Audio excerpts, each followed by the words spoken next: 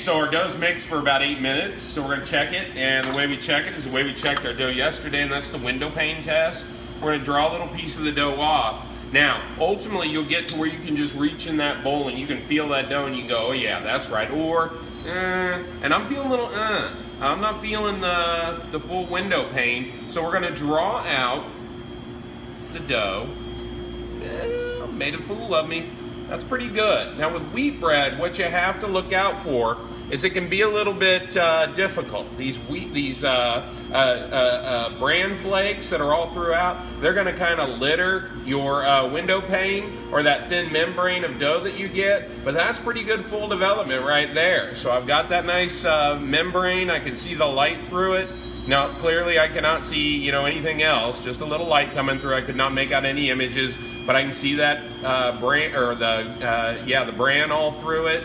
Okay, so that's in pretty good shape. Now, since we're not going to use these bowls anymore, and something that we often do in the industry is we'll ferment directly in the bowl. Instead of dirtying up another bowl, we'll just put our large mixing bowl on the dolly.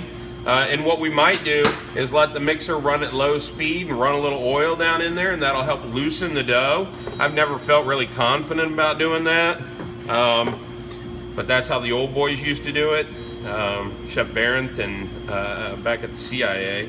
And it works. You just turn it on real low and drizzle a little oil, and once the dough starts slipping, it's well coated in the oil, then you pull it off, and so you're letting the machine do the work. And in a large bowl of dough, that can be really helpful because it's a lot more work to lift your dough up onto the table and get it tore out of the mixing bowl and all. So I'm going to go back in, and you can see I've got just about a couple of tablespoons of oil in there.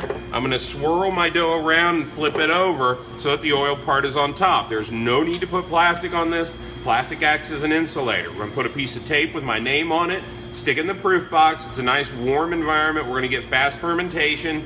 At the shop, I would just shove it in a warm spot, probably close to the oven or close to the range, somewhere where it's not drafty and it's not cool.